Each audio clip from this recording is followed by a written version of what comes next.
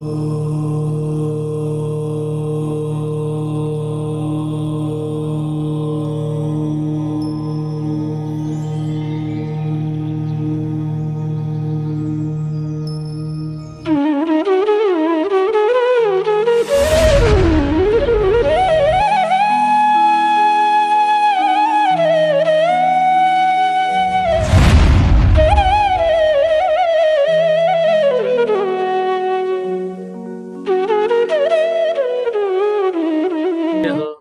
नमः सिद्धेभ्यः सिद्धं शुद्धं पनमीय जिनीन्द्रवरनेमि चन्दमकलङ्कं गुणरयन भूषणुदयं जीवसपरुवणं मोक्षम।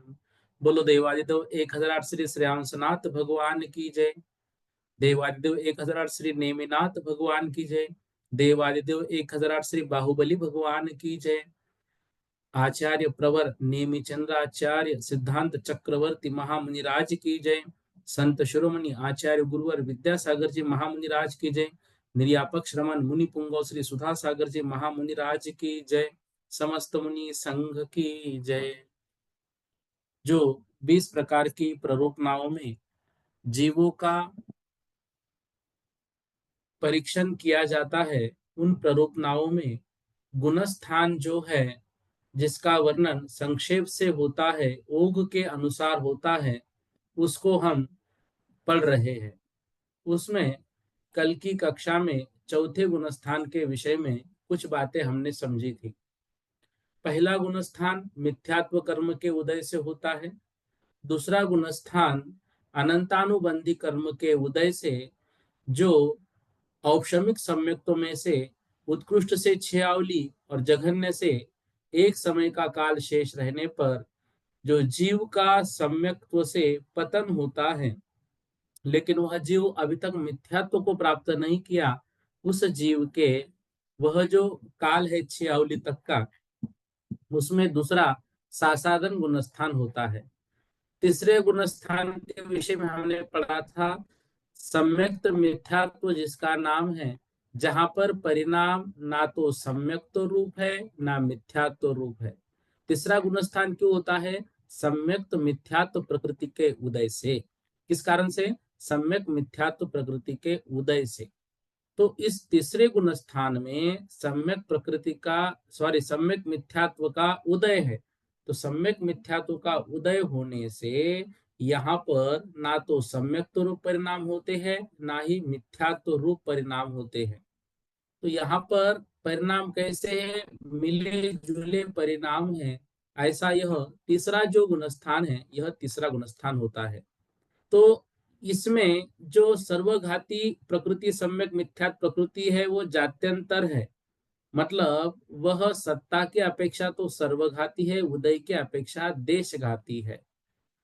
इस तरह से सम्यक मिथ्यात्व प्रकृति के उदय से यहाँ पर मिले हुए दही और गुड़ के समान मिले जुले परिणाम है, खटमिट्टे परिणाम है, सम्यक तो मिथ्यात्व रूप परिणाम है।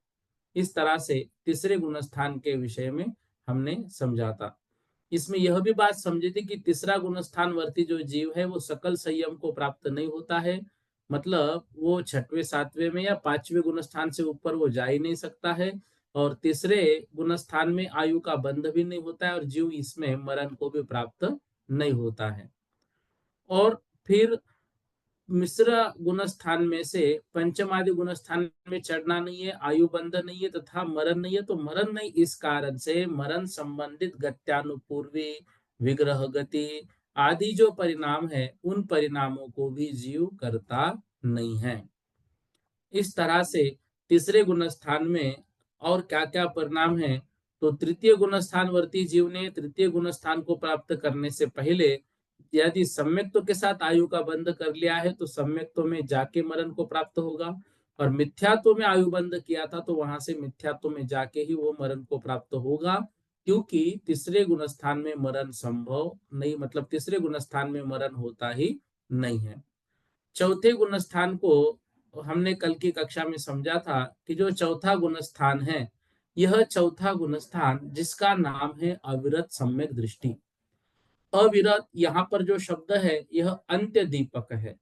अर्थात पहले गुणस्थान से लेकर चौथे गुणस्थान तक के जीव अविरत है। और सम्यक दृष्टि जो शब्द है इसमें यह आदि दीपक है, अर्थात चौथे गुणस्थान से लेकर 14वें गुणस्थान तक, या यूं कहूं सिद्ध भगवान तक, सभी के सभी जो जीव है वो सम्यक दृष्टि है, सम्यक उनके साथ रहेगा ही।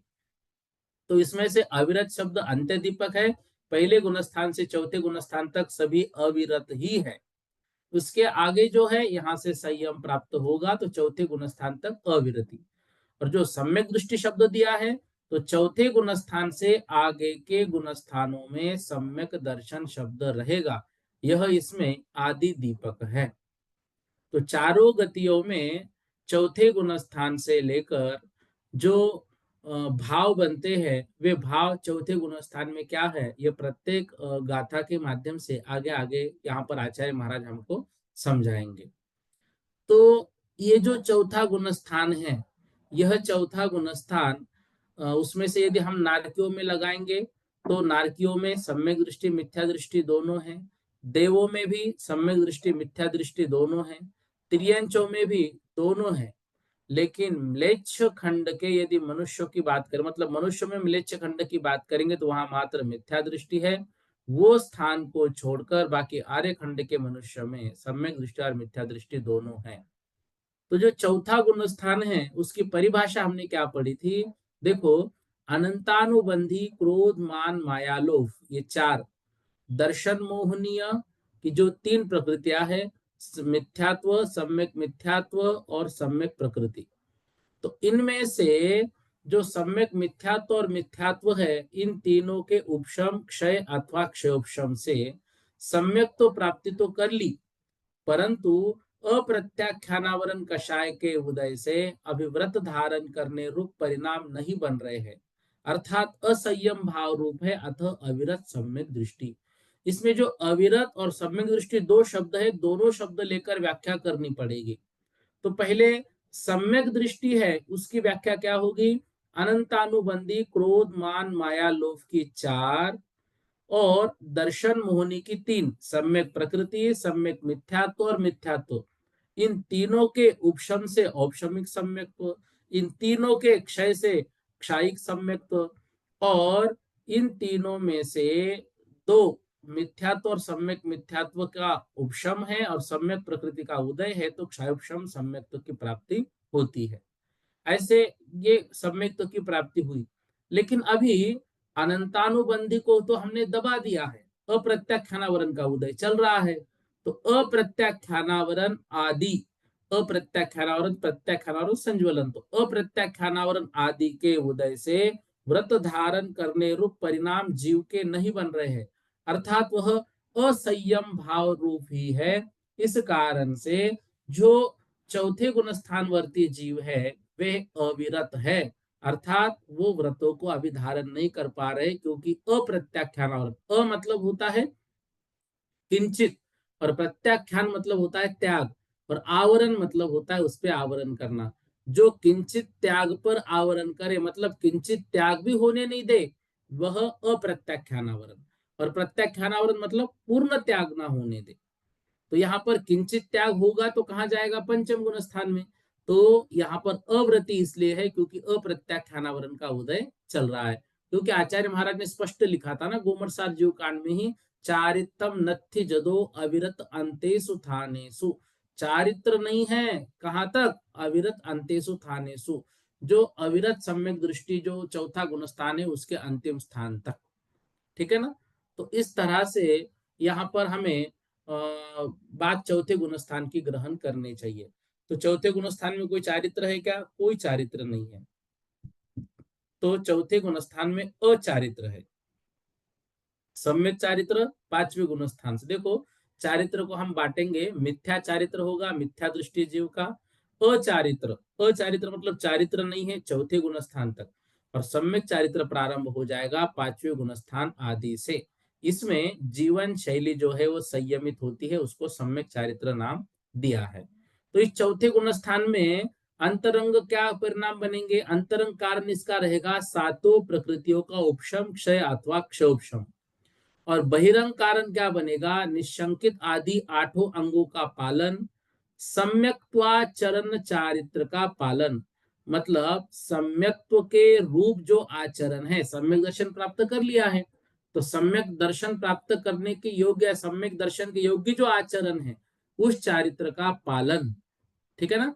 तो इस तरह से ये सम्यक्त्वाचरण चारित्र भी जो शब्द है अष्टपौढ़ के में दर्शन पौढ़ में इसका कई प्रसंग मिलता है। तो सम्यक्त्वाचरण, सम्यक्त्वाचरण मतलब स्वरूपाचरण नहीं, सम्यक्त्वाचरण, सम्यक्त्व भली भांति पलता रहे उसके लिए जो आचरण होता है उस आचरण को भली भांति समझना।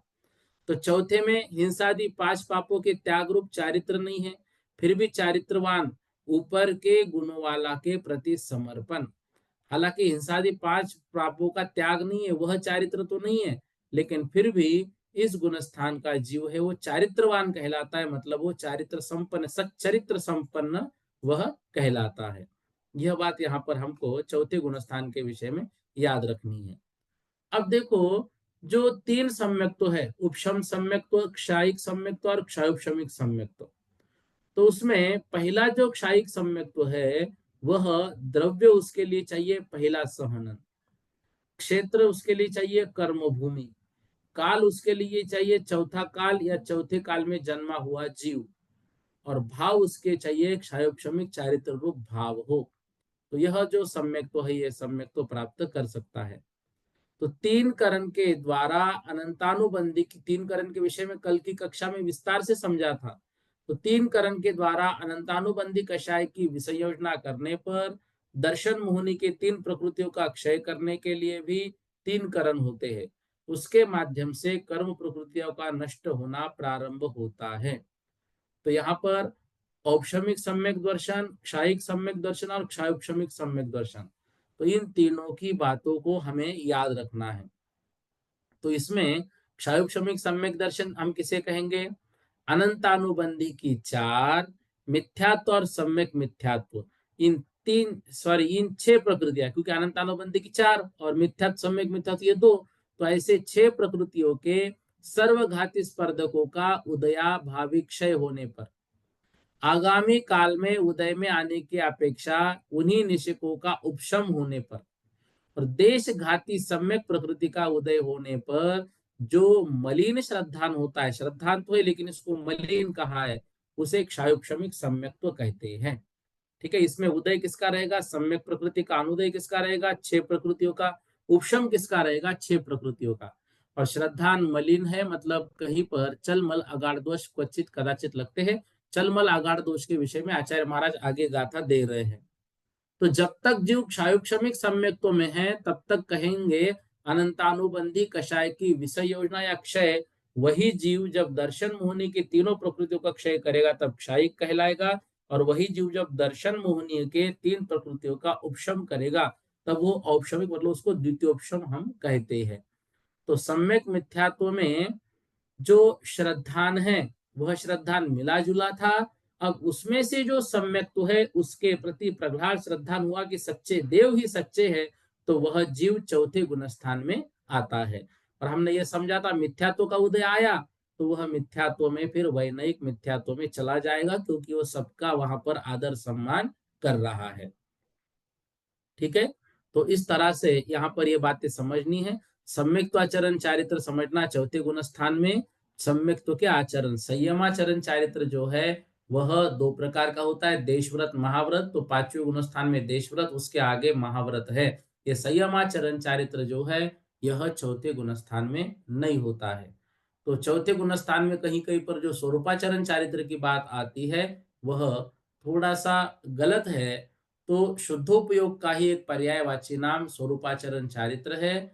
और पंडित दौलत राम जी ने जो कहीं पर इसकी बात की है तो वो सप्तम आदि गुण स्थान में स्वरूपाचरण चारित्र होता है, जो चौथे गुण स्थान में सम्यक्त्वाचरण कह सकते हैं, सम्यक्त्व के योग्य आचरण। ठीक है, तो इस तरह से यहाँ पर हमें क्षयोपशमिक सम्यक्त्व को हमने समझा। क्षयिक हम सब जानते हैं, 7 प्रकृतियों का क्षय, और उपशम हम जानते हैं 7 प्रकृतियों का उपशम।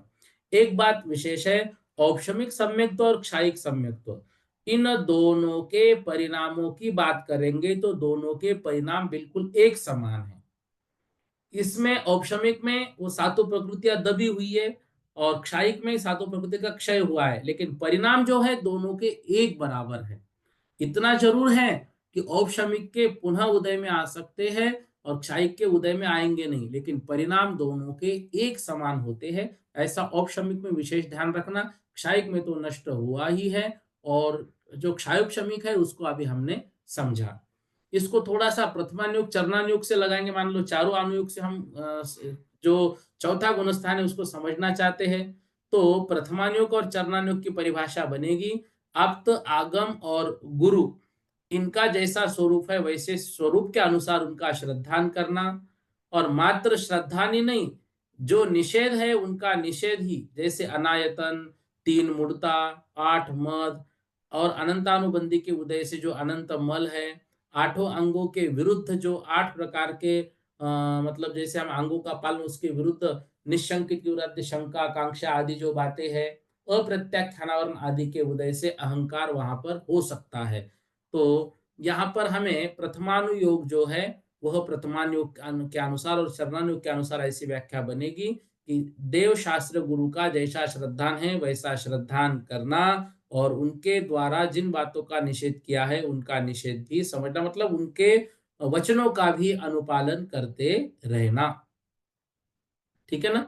तो इस तरह से यहाँ पर द्रव्यानुयोग की अपेक्षा जब हम लगाते हैं तो 7 तत्वों का श्रद्धान करना होगा, 6 द्रव्यों का श्रद्धान करना होगा, 9 पदार्थों का श्रद्धान करना होगा, पंचास्ति काय का श्रद्धान करना होगा, आत्मा का शुद्ध स्वरूप, अशुद्ध स्वरूप, आश्रव का चिंतन आदि भावनाएं, फिर इनको धारण मुझे करना है, संवर निर्जरा मोक्ष को तो कैसे करना चाहिए, ये सब बातें, तो हमारी धारणा समीचीन होना यह द्रव्यानुयोग की अपेक्षा से जो है वह चौथा गुणस्थान होता है। ठीक है ना। इस प्रकार से यहाँ पर हुआ कर्णानुयोग की अपेक्षा से जो व्याख्या अभी हमने देखी, अनंतानुबंधी की 4 और दर्शन मोहनी की 3, इनका उपशम क्षय अथवा क्षोभशम से जो समीचीन श्रद्धान होता है वह कर्णानुयोग की अपेक्षा जो है सम्यक दर्शन होता है। इसमें 4 गुणों की चर्चा होती है। जीव के 4 गुण प्रकट होते हैं, प्रशम, संवेग, अनुकंपा और आस्तिक्य। ठीक है ना। तो यहाँ पर प्रशम, संवेग, अनुकंपा, आस्तिक्य। प्रशम मतलब परिणाम मंदता होना, संवेग मतलब संसार से डर लगना, अनुकंपा मतलब दूसरे जीवों को उनके दुखों को देखकर दया होना, और आस्तिक्य मतलब भगवान के जो मतलब भगवान है उनका अस्तित्व जो है उस अस्तित्व को स्वीकार करते हुए आगे बढ़ना, उनके प्रति श्रद्धा भक्ति रखना। तो इस तरह से ये बातें हमें समझनी है। इसके दो भेद और पढ़ने को मिलते हैं, सराग सम्यक दर्शन और वीतराग सम्यक दर्शन। हमने पिछले साल सरवार सिद्धि में देखा था, आचार्य पूज्यपाद महाराज ने 2 व्याख्या इसकी की थी, सराग और वीतराग। सराग अर्थात प्रशम, संवेग, अनुकंपा, आस्तिक्य, इन 4 गुणों की अभिव्यक्ति होना वहां सराग संयम है, और वीतराग सम्यक दर्शन मात्र अशुद्ध आत्मविशुद्धि के परिणाम जहां पर होते हैं। तो आत्मविशुद्धि होती है शुद्ध उपयोग में। तो सराग सम्यक दर्शन जो है वह प्रशम, संवेग, अनुकंपा से हमने अभी समझा। तो जो आत्मविशुद्धि शुद्धोपयोग में है तो 7वें गुणस्थान का सातिशय वाले भाग से लेकर आगे जो है वो शुद्धोपयोग होता है, वहां पर वो वीतराग सम्यक दर्शन। और यदि वीरसेन स्वामी जो कलिकाल सर्वज्ञ माने जाते हैं उनके अनुसार देखेंगे तो 11वें 12वें में ही वीतरागता उत्कृष्टता से आ जाती है। इस प्रकार से चौथे गुणस्थान को हमें समझना है। चौथे गुणस्थान के विषय में जो आवश्यक बातें हैं वो बातें हमने यहाँ पर समझी। अब देखिए, कल की गाथा में जो विषय हम पढ़ रहे थे चौथे गुणस्थान के विषय में, अविरत सम्यक्त्व चौथा गुणस्थान, तो 25वीं जो गाथा है, सम्मेत सम्मत देश घातीय उदयादो वेदगम हवे सम्मम चल मलिन गाढ़म तम निच्चम कम्मक खवन हेदु। अविरत सम्यक्त्व जो है वह अविरत सम्यक्त्व मतलब क्या है, सम्मत देश घादी उदयात। ठीक है। सम्यक दर्शन गुण को विपरीत करने वाली प्रकृतियों में से देशघाती सम्यक प्रकृति के उदय होने पर, यहाँ पर क्षायोक्षमिक सम्यक्त्व की जो बात है वह बात यहाँ पर कर रहे हैं। ठीक है ना। तो इससे पहले हमने तीसरे गुणस्थान की व्याख्या और चौथे गुणस्थान की बात आप ये कर रहे हैं। सम्मत अर्थात सम्यक्त्व, देश घादी अर्थात देश घाती रूप, उदयादो, उदय से, जो वेदगम हवे सम्मम, जो सम्यक तो होता है। कौन सा? वेदगम, क्षायुक्षमिक सम्यक। तो सम्यक दर्शन गुण के विपरीत, सम्यक दर्शन गुण को विपरीत करने वाली प्रकृतियों में से देशघाती सम्यक प्रकृतियों के उदय पर, अर्थात अनंतानुबंधी चतुष्क मिथ्यात्व और सम्यक मिथ्यात्व, इन सर्वघाती प्रकृतियों के आगामी निश्चकों का सद्वस्थारूप उपशम और वर्तमान निश्चकों की बिना फल दिए निर्जरा होने पर आत्मा के जो परिणाम होते हैं उनको वेदक अथवा क्षायुक्षमिक, वेदक अथवा क्षायुक्षमिक सम्यक दर्शन कहते हैं। उसमें चल मलिन अघाड़, उसमें चल मल अघाड़, ये जो तीन हैं, ये तीन दोष लगते हुए भी तन नित्यम कर्म क्षपन हेतु, वह नित्य ही कर्म क्षपन के हेतु मतलब कर्म के निर्जरा का कारण है। ठीक है ना? अर्थात वह जो जीव है, वह जीव चल मल अघाड़ होते हुए भी नित्य ही जघन्य से अंतर्मूल से लेकर उत्कृष्ट 66 सागर पर्यंत कर्मों की निर्जरा के कारण है। यहाँ पर क्या बता रहे हैं? अनंतानुबंधी कषाय का प्रशस्त उपशम नहीं है।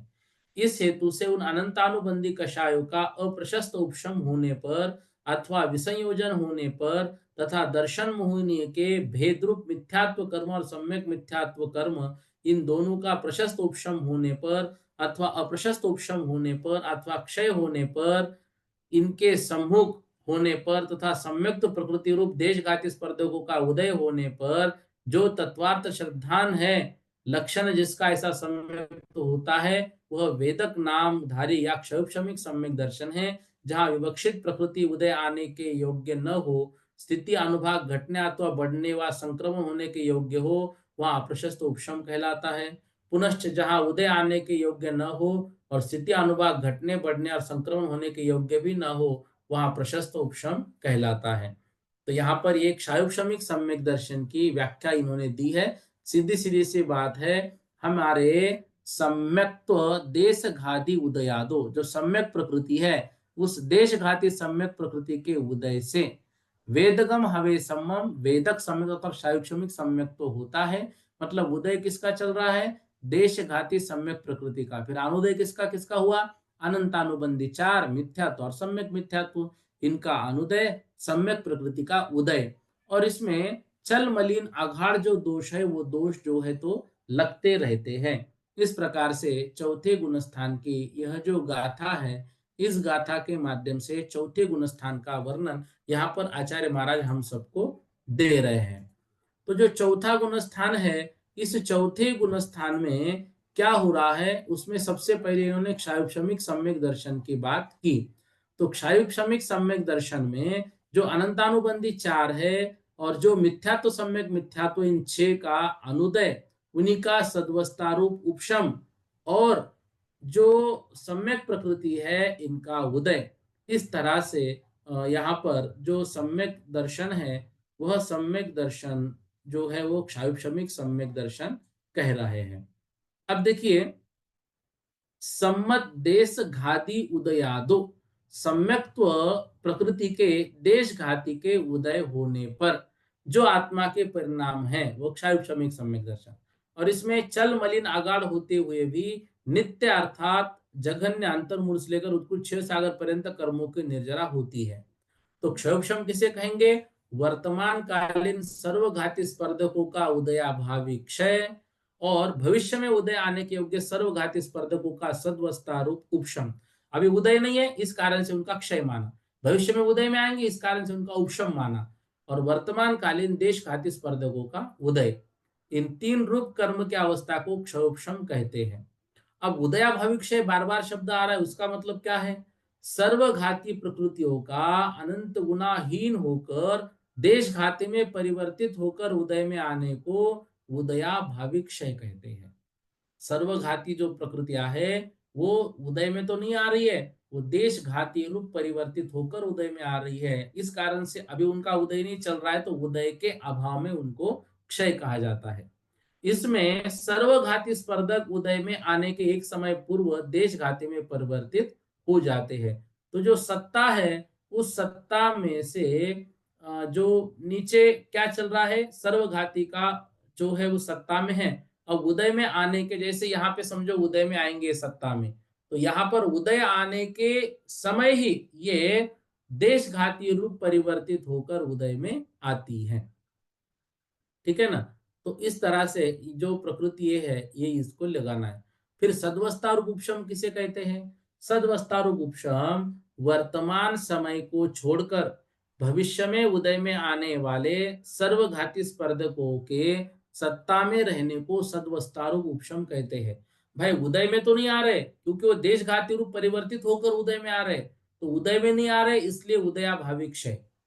लेकिन अभी सत्ता में है क्या? बिल्कुल सत्ता में है। तो क्या हुआ है? उनको अभी दबाया हुआ है।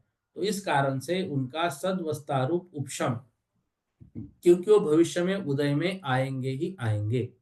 इस तरह से तो क्षायुक्षमिक सम्यक तो किसे कहा? मिथ्यात्व, सम्यक मिथ्यात्व और अनंतानुबंधी चार का उदयाभावी क्षय और उन्हीं का सद्वस्तारूप उपशम और सम्यक प्रकृति का उदय, लेकिन चल मलादि दोष लगना, ऐसा जो तत्वार्थ श्रद्धान होता है उस जीव के क्षायुक्षमिक सम्यक तो होता है।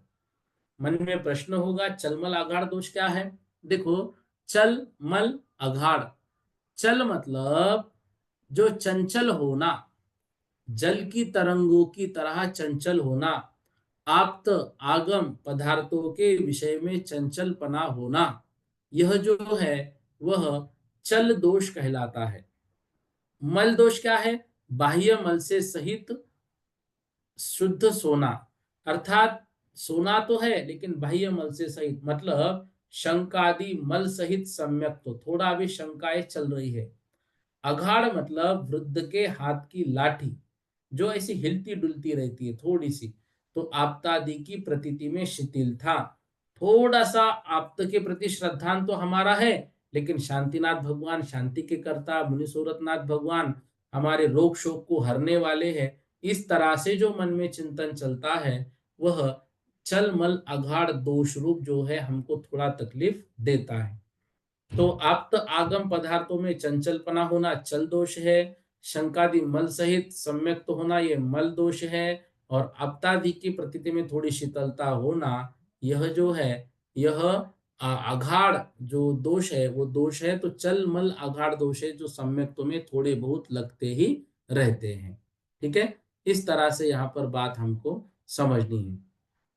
अब देखिए, जो अगली गाथा है, अगली गाथा में क्या हमको आचार्य महाराज कह रहे हैं, आपके स्क्रीन पर आ रही है 26वीं गाथा।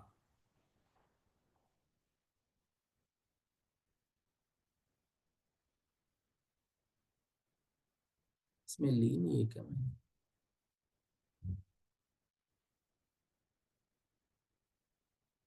अच्छा, 25 गाथा तक ही बनाया है। ठीक है, कोई बात नहीं। कल जो है 26वीं गाथा को हम समझेंगे। इसमें ली नहीं है मैंने, वो लेने के रह गया, थोड़ा सा एक दो दिन से बिजी चल रहा था। और आचार्य विराट सागर महाराज जी के संगस्थ एक साधु है, विहित सागर जी महाराज, बड़े सीनियर, बड़े हसमुख थे। उनकी आज मांगी तुंगी के पास सटाना में जो है संलेखना बड़े शांत भाव से हो गई।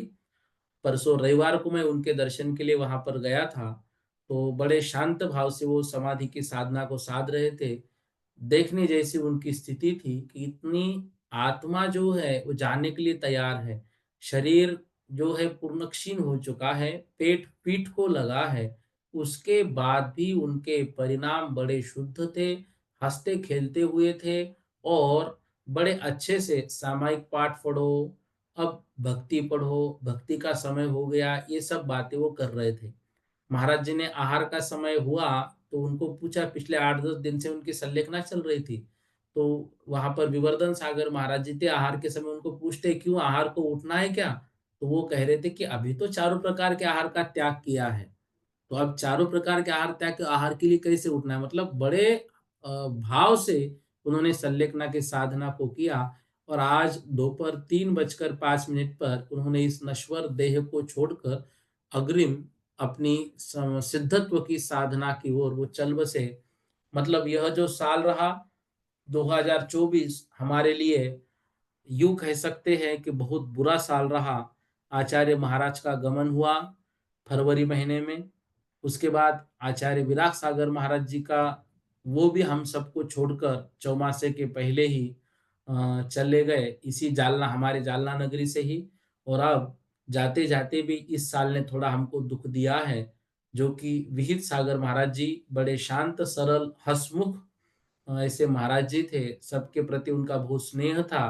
तो वह भी आज अ, हम सबको छोड़ के चले गए हैं। हालांकि उनकी सिद्धत्व की यात्रा है तीनों गुरुओं की, तो अपने अपने जो है वो पद को प्राप्त करेंगे, और संसार में आने के बाद मनुष्यत्व की जो पूर्ति है, मनुष्य जन्म की जो साधना है, उस साधना को उन्होंने किया है। तो अपना जो साध्य है उस लक्ष्य की ओर आगे बढ़े हैं, तो उनके लिए तो इस बात के लिए, लेकिन हमारे लिए इतने बड़े जो साधक थे, हमारे लिए पथ प्रदर्शक थे, हमारे लिए हर चीज के लिए वो थे, तो वो छोड़कर हमारे लिए गए हैं। तो ऐसे 2024 साल थोड़ा दुख भरा गुजरा है, लेकिन फिर भी आचार्य महाराज, ऐसे गुरु महाराज हमारे हृदय में हमेशा उनको रखना है, और अपनी आत्म कल्याण की ओर अग्रसर होना है। कुछ प्रश्न लेते हैं और उसके बाद जो है कुछ फिर आगे पढ़ेंगे। यदि प्रश्न आपके हो तो आप आज पूछ सकते हैं। पहले उषा जी। हाँ भैया जी, वो आपकी आईडी बदलने वाली है तो फिर उस पे तो हम जुड़ ही नहीं पा रहे हैं। हम लोग सीनियर सिटीजन है तो हमको समझ में ही नहीं आ रहा है वो कैसे नहीं, ये उस तो पे जुड़ जुड़े। गए ना आप। नहीं तो इस पे तो जुड़ रहे हैं, तो इस पे ही अब आएगी ना आपके हमेशा क्लास, मतलब ये तो हम आप पहले अभी वाली। किससे जुड़े, मुझे बोलो, झूम से जुड़े आप कि वो हाँ आपके हम ऐप जूम, से? हाँ भैया जी हम जूम जूम से जुड़े हुए देखो, हैंगे। ये जो क्लास है ये उस ऐप से भी हमेशा शुरू रहेगी और झूम से भी। आपको दोनों में से जो आसान लगता है उस तरीके से आप जुड़िए। ठीक है भैया जी, ठीक है, जय हाँ, जिनेन्द्र भैया जी। देखो, जिनको झूम कठिन लग रहा था उनको इजी करने के लिए जो हाँ हमारा सुधा सागर ऐप दिया हुआ है श्रमण संस्कृत संस्थान की ओर से, उस ऐप पे हाँ जाके आप लाइव कक्षा करोगे तो आसानी से वहां पर भी हो जाएगा। दोनों के भी ठीक वीडियो ठीक आपको है ग्रुप भैया पे जी। भेजे हुए हैं, ठीक है। हाँ बहुत अच्छी बात है भैया जी, ये तो कि जी जी। दोनों पे जुड़ जाएंगे हम लोग। ठीक है हाँ। भैया, वंदना भैया। और नविता जी जैन बोलिए। जय जय भैया जी। जय जिनेन्द्र बोलिए। भैया जी, अनंतानुबंधी चौकड़ी दो मुई है, ठीक है। चारित्र हम्म। का भी घात करती है, दर्शन गुण का भी घात करती है, ठीक। हम्म। यदि ये दोनों का ही घात करती है तो फिर अपन जैसे मिश्र गुण स्थान लेते हैं सम्यक मिथ्यात्व रूप में, तो वैसे ही अपन मिश्र सम्यक्त चारित्र प्रकृति कह देना चाहिए था आचार्य भगवान को, तो उन्होंने ऐसा नहीं कहा, तो इसके पीछे क्या लॉजिक है? मिश्र। जैसे अपन मिश्र गुण स्थान पढ़ते हैं ना 3 नंबर का, हम्म। तो उसी तरह से अनंतानुबंधी चौकड़ी सम्यक दर्शन और चारित्र दोनों का घात करती है। तो अपन हम्म। इसको भी तो मिश्र प्रकृति कह सकते हैं, सम्यक्त चारित्र रूप। तो ऐसा आचार्य भगवान ने क्यों नहीं कहा? नहीं, क्या मिश्र लॉजिक है? मिश्र नहीं कह सकते इसको। अनंतानुबंधी जो है उसको द्विस्वभावी कहा है। वो दो स्वभाव वाली है, जो एक तो उसके उदय में सम्यक तो हो नहीं सकता है, और चारित्र जो है वो प्राप्त करने नहीं देती है, तो उसको द्विस्वभावी कहा ना, मिश्र नहीं कह सकते। मिश्र मतलब मिले जुले परिणाम।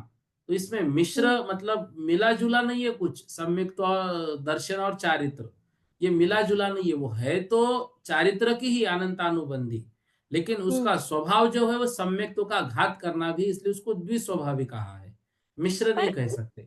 भैया जी, एक समय में या तो वो सम्यक रूपी कार्य करेगी और दूसरे समय में या तो वो चारित्र रूपी काम करेगी, दोनों तो एक संग हो नहीं सकता।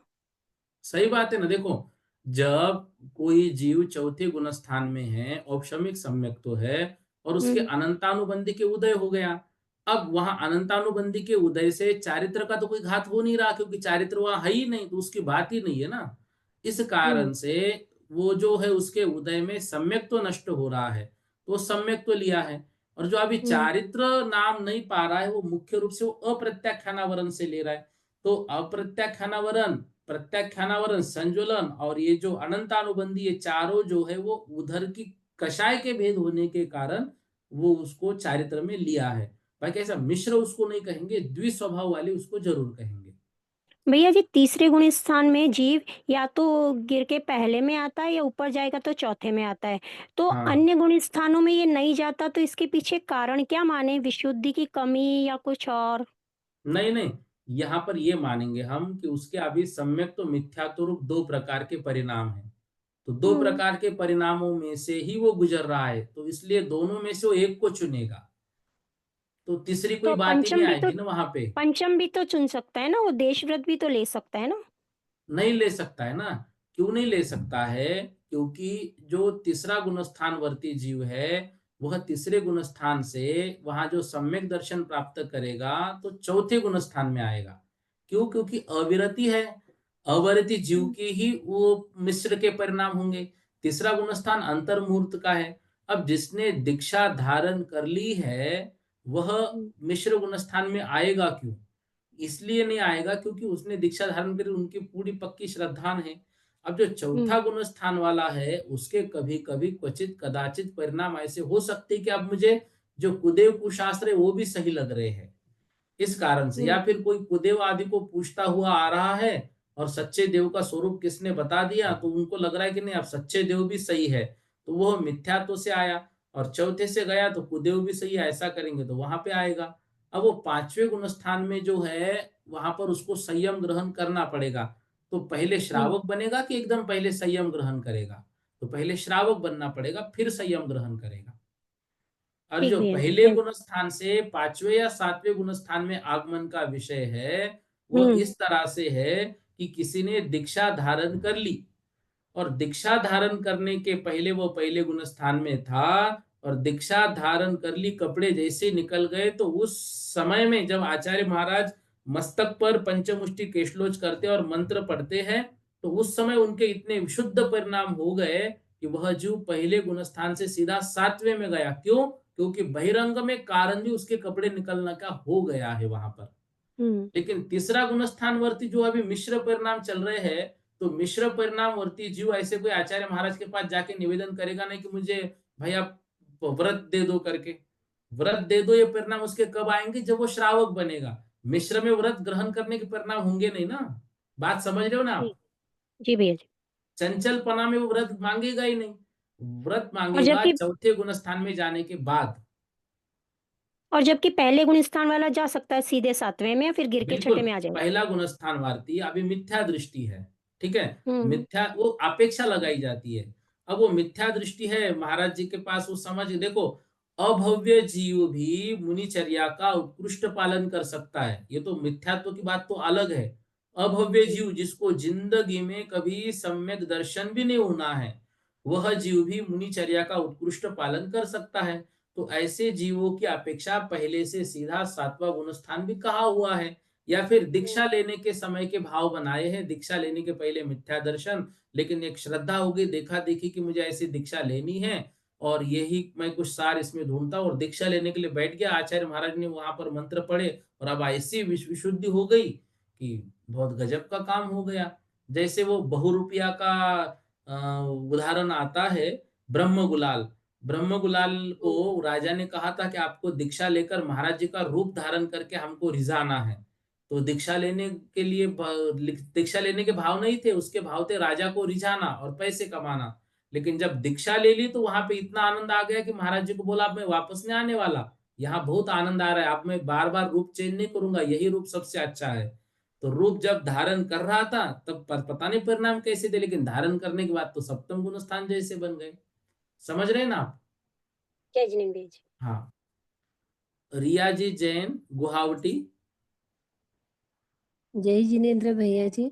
जय जिनेन्द्र। भैया जी, जैसे चौथा गुण स्थान का नाम अवृत सम्यक्त्व है, यहाँ पे अप्रत्याख्यानावरण का उदय है, तो यहाँ हाँ तो यहाँ पे सम्यक्त्व क्यों दिया, जबकि चारित्र भी नहीं है और अप्रत्याख्यान का उदय है चारों कसाय का, हाँ, जबकि तो देखो किंचित मात्र चारित्र भी नहीं है, तो सम्यक्त्व क्यों लगा फिर अवृत सम्यक्त्व? अविरत, सम्यक्त्व देखो में क्यों जुड़ा? अभी हमने क्या व्याख्या पढ़ी। अनंतानुबंधी चार, क्रोध मान माया लोभ, सम्यक मिथ्यात्व और मिथ्यात्व, ये छह प्रकृति का अनुदय और सम्यक प्रकृति का उदय।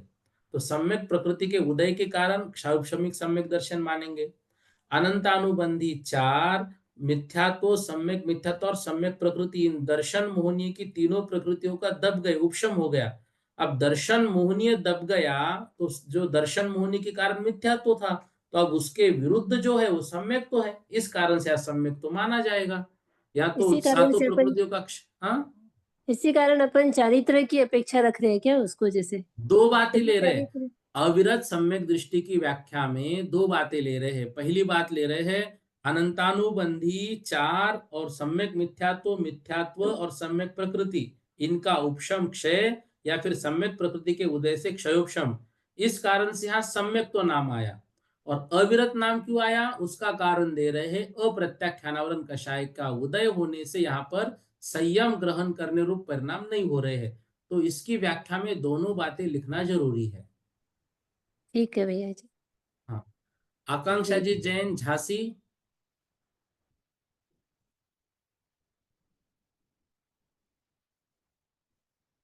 जय श्री जी जैन। जय जिनेन्द्र भैया, ओम अरम नमः। भैया जय ये जैन। जो आप हाँ, कहते हैं हमने ग्रुप में ये डालते हैं, कौन सा ग्रुप है जिसमें आप ये आपका ये, सप्तम वर्षीय सांगानेर वाला ग्रुप है क्या? जो जो ग्रुप नहीं है सप्तम वर्ष का सागानेर वाला नहीं है, ये जो आप ये जूम से जुड़े ना, तो इसमें कहाँ आते हैं आपके नोट्स है? नहीं नहीं, देखो सप्तम वर्षीय में भी डालता हूँ और ज्ञानोदय वाले में भी डालता हूँ मैं। लेकिन भैया हमको नहीं मिलते, ज्ञानोदय वाले ग्रुप में जोड़ दीजिए आप हमारे लिए, हम आपको अपना वो अब रोल मुझे वो नंबर। सांगानेर वाला जो सप्तम वर्षीय ग्रुप है उसमें आप है क्या? नहीं उसमें नहीं, हम तो सिर्फ ये जूम क्लास से जुड़े हैं भैया। अच्छा ठीक है, आप मुझे जो है ना आपके नंबर से लिख के भेजना, तो मुझे ग्रुप में ऐड करो तो मैं कर दूंगा आपको, ठीक है? ठीक है भैया, ठीक है भैया, ठीक है। जय जिनेन्द्र भैया, हमारा नमः। पूर्णिमा जी जैन बोलिए। जय जिनेन्द्र भैया जी। भैया जी जैसे अप्रत्याख्यानावरण का अर्थ लिखने आ जाते एक दिस संयम नहीं होता। हाँ, उसको हम बोलेंगे अप्रत्याख्यानावरण का अर्थ अ का अर्थ लिखेंगे किंचित, प्रत्याख्यान का अर्थ लेंगे त्याग, आवरण। तो किंचित त्याग पे जो आवरण लगाए वो अप्रत्याख्यान आवरण। अच्छा जे लिखना पड़ेगा। हाँ, और ये भैया मैंने ये जो जैसे हम नोट्स लोग भेजे है ना इसमें आपको क्लियर करके वो भी भेजा हुआ है लिखकर। भैया जैसे हम लोग की पाठशाला 7 से 8 है, तो हम लोग हम्म। जूम पे डेली नहीं पढ़ पाते, तो यूट्यूब पे और ऐप लेकिन पे यूट्यूब हम पे भी देख रहे हैं आएगी, देखो लेकिन। यूट्यूब पे आएगी, मैंने उनको लिंक भेजी है, मतलब इससे जो भी हो रहा है, एक आप 2-3 दिन का वक्त दो, सारी क्लासेस यूट्यूब पे आ जाएगी। अच्छा ठीक है। ठीक। ठीक और भैया जी जैसे सुधा सागर भाग 3 का पूरा आएगा शास्त्र, जो उस 10 विषय में नंबर मैं का थोड़ा है। पूछता हूँ। देखो जो गोमटसार जीव कांड है उसकी 298 गाथा आएगी कषाय मार्गना तक। और हाँ जो ये तो आई जिन धर्म प्रवेशिका है उसका जो है तो 2 दो अधिकार। अध्याय आएंगे। हाँ। और सुधा सागर का जो पुस्तक है उसका मुझे मालूम नहीं, मैं एक बार पूछ के बोलता हूँ कल की कक्षा में, और ठीक है? पद्म पुराण भाग 3। हाँ, वो भी मैं पूछ के बोलता हूँ, मुझे आइडिया नहीं है उस विषय में। ठीक है ठीक है भैया ना? जी, क्योंकि बहुत बड़ा है उसको कैसे मतलब इतना नहीं पूरा नहीं, मैं कर पूछ पाएंगे। के बताता हूँ, वो तो ऐच्छिक वालों के लिए है, तो मैं पूछ के बोलता हूँ वो। ठीक है भैया। हाँ। ठीक है, जय जिनेन्द्र। जय जिनेन्द्र। ये आर्नव जी जैन। हाँ भैया जी, जय जिनेन्द्र। जय जिनेन्द्र। भैया जी जो सप्तम वर्ष वाला ग्रुप बना हुआ है उसमें आपके रिकॉर्डिंग्स और ये पीडीएफ। हाँ, पीडीएफ आ रहा है, अभी रिकॉर्डिंग नहीं आई, रिकॉर्डिंग आएगी 2-3 दिन में। ठीक है। आर्नव जी जैन, आवाज आपकी कट गई। भारती जी कान्हेड़ बोलिए। जय जिनेन्द्र भैया जी। जय जिनेन्द्र। ये मिश्र गुण स्थान जो तृतीय गुण स्थान है उसमें मरण नहीं होता, पर हाँ, आप बोल रहे थे सम्यक्त्व में मरे, यानी सम्यक्त्व होगा तो सम्यक्त्व में, और मिथ्यात्व में ना होगा ना, तो पहले ये कह गुण। रहे हैं उस गुण स्थान में मरण नहीं होता है। लेकिन हाँ। यदि किसी जीव का मरण समय आ गया, तो यदि हम्म। उसने सम्यक्त्व रूप परिणाम में मरण बांधा हो तो वो चौथे गुण स्थान में मतलब सम्यक्त्व में जाके हाँ। मरेगा। और हाँ मिथ्यात्व अविरत बांधा हो तो वह मिथ्यात्व में पहले जाके मरेगा। पहले गुण स्थान में जाके। हाँ। वही। ठीक धन्यवाद है भैया। हाँ। जी। अनिता जी जैन बोलिए। जय जिनेन्द्र भैया जी। जय जिनेन्द्र। भैया जी चतुर्थ गुण स्थान की परिभाषा में क्या लिखेंगे अपन? चतुर्थ गुण स्थान की परिभाषा में लिखेंगे अनंतानुबंधी चार और हाँ। दर्शन मोहनी की मिथ्यात्व, सम्यक मिथ्यात्व और सम्यक प्रकृति, इन तीन। इन सातों के क्षय से अथवा उपशम से या फिर सम्यक प्रकृति के उदय अर्थात क्षयोपशम से और क्षयोपशम से सम्यक तो प्राप्त हुआ और अप्रत्याख्यानावरण कषय के उदय से संयम नहीं है अभी, ऐसे गुणस्थान को चतुर्थ गुणस्थान कहते हैं। ये नोट्स आ गए क्या आपके पास? हाँ भैया जी, नोट्स डाल देगा, वो परिभाषा हाँ समझ में मैं नहीं आ पा उसमें भी रही। है दिया हुआ ये सब, ठीक है। हाँ ठीक है भैया, जय हाँ। जय। सुलेखा जी जैन बोलिएगा।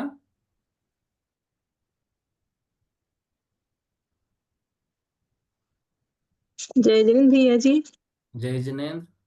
अभी ये पूछ रही थी, रिकॉर्डिंग का पूछ रहे थे हाँ कि हाँ रिकॉर्डिंग से। एक दो दिन में आ जाएगा। सरोज जी जय जैन जिनेन्द्र। बोलिए।